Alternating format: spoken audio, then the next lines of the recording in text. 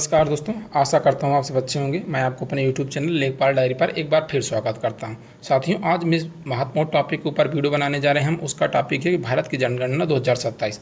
इसके बारे में जो मैंने पुराना वीडियो बनाया था उसमें साथियों का प्रश्न आ रहा था कि जैसे कि मान लीजिए हम जनगणना करने जाएंगे, जब हमारा फर्स्ट पेज होगा जिसमें हमें मकानों की गणना करनी है तो उसमें क्या क्या डाटा हमें फिल करना है। और जैसे प्रश्न था कि साथियों का कि अगर कोई व्यक्ति जानकारी नहीं देता है या गलत जानकारी देता है तो उसके बारे में हम क्या कर सकते हैं। तो साथियों, जनगणना से संबंधित ये पूरा डिटेल वीडियो होगा, पूरा वीडियो अंत तक देखिएगा।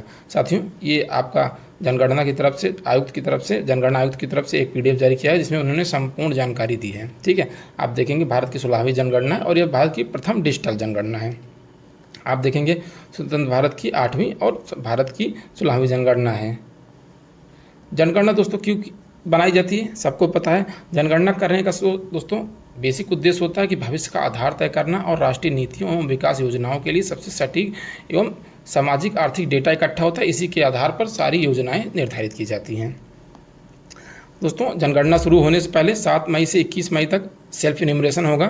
जैसे आप उसमें होगा क्या कि आप स्वयं अपने डाटा दे सकते हैं। उसके बाद जो आपका इन्यूमरेटर होगा वो आएगा, फील्ड वेरिफिकेशन करेगा, उसको वेरीफाई करेगा। उसके बाद तब आपके डाटा को आगे प्रोसीड कर देगा। उसको मतलब मेहनत कम करनी पड़ेगी। उसके बाद तब फील्ड वर्क होगा 22 मई से 20 जून। इसमें इन्यूमरेटर आपके घर पर आएंगे, आपकी डिटेल्स को भरेंगे। ठीक है, उसके बाद फेज़ 2 दोस्तों उसके आगे होगा। आगे चलते हैं।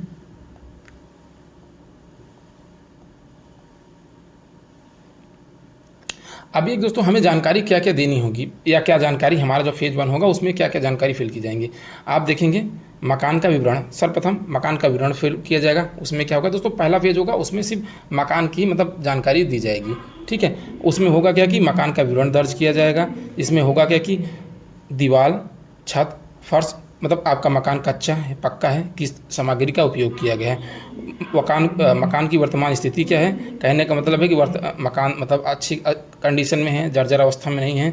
और मकान का उपयोग और ओनरशिप या स्वामित्व, इसमें क्या हो सकता है कि आप जो अगर आदमी हैं, जेंट्स भी हो सकते हैं, लेडीज़ भी हो सकते हैं, जो भी मकान की ओनरशिप जिसके हाथों में है, दोनों में से किसी एक व्यक्ति का नाम।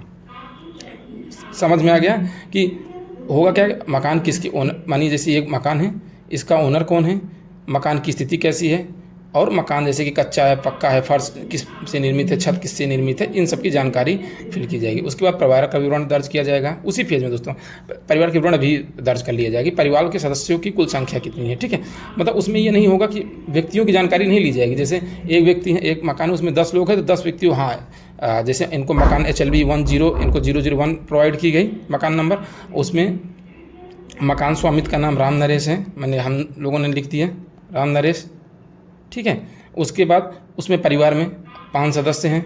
ठीक है दोस्तों, परिवार में 5 सदस्य हैं। उसके बाद जो उसकी मुखिया है उसका विस्तृत जानकारी ली जाएगी। मुखिया क्या करता है, उसका पेशा क्या है, उसकी इनकम क्या है, सोर्स क्या है, मतलब इस तरीके की जानकारी। और उनका जाति, किस जाति से संबंधित व्यक्ति हैं, जनरल, OBC, ST, इस प्रकार की जानकारी फिल की जाएगी। उसके बाद सुविधाएँ एवं संपत्तियाँ, उसमें क्या होगा कि पेयजल की व्यवस्था कैसी है, बिजली है कि नहीं है, शौचालय है कि नहीं है। ठीक है, इंटरनेट, LPG की, और घर में कितने प्रकार के वाहन हैं, इस प्रकार की जानकारी इसमें फिल की जाएगी। ठीक है साथियों, उसके बाद अगला जो फेज आएगा उसमें आपका आर्थिक संकेतन यानी ईंधन या अनाज का उपयोग के बारे में जानकारी ली जाएगी। साथियों, तो ये हमारा जो होगा फेज 1 होगा, उसकी ये पूरी जानकारी हो गई। अब आगे चलते हैं। अगर कोई व्यक्ति गलत जानकारी देता है, ठीक साथियों, अगर कोई व्यक्ति गलत जानकारी देता है या जानकारी देने से मना करता है तो आपके पास क्या वर्क है, आप क्या कर सकते हैं।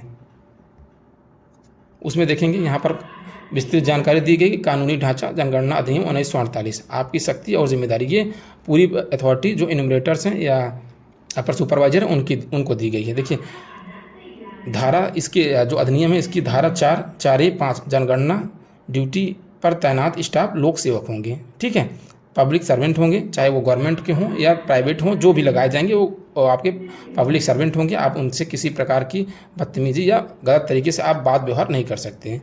धारा 8 बताती है दोस्तों कि प्रगणक को हर नागरिक से जानकारी मांगने का कानूनी अधिकार है। प्रगणक होगा जो भी HLD बनाई गई हैं उनके अंदर जो भी क्षेत्र हैं या जो लोग हैं उनसे जानकारी मांगने का पूरा अधिकार है। और कोई भी व्यक्ति जानकारी देने से मना नहीं कर सकता और डेटा संग्रह के लिए किसी भी परिसर या घर में प्रवेश करने का अधिकार है। मतलब किसी भी स्थान पर जा सकते हैं जो उनका क्षेत्र है, उनमें हर एक व्यक्ति या हर एक परिसर में एंट्री कर सकते हैं, कोई भी उनको रोका नहीं जा सकता। कहने का मतलब ये नहीं कि मतलब कहीं भी घुस जाएंगे, मतलब आप समझते हैं एक सीमा के अंदर कि हर एक व्यक्ति से जानकारी मांगना है, कोई व्यक्ति जानकारी देने से मना नहीं कर सकता। आगे चलते हैं, इसका कंप्लायंस किस प्रकार से अनुपालन और सुरक्षा। धारा 11 कहती है गलत जानकारी देने या असहयोग करने या प्रगणक को रोकने पर कानूनी सजा या जुर्माना का प्रावधान किया जाएगा। ठीक है, कुछ व्यक्तियों का प्रश्न होगा जैसे हमारे डाटा गोपनीयता, तो देखिए इसमें बताया गया स्पष्ट रूप से कि डेटा की पूर्ण गोपनीयता होगी, या डेटा किसी अन्य एजेंसी को नहीं दिया जा सकता और कोड में भी इस्तेमाल नहीं किया जा सकता। ठीक साथियों, इससे ये आपकी बातें क्लियर हो गई।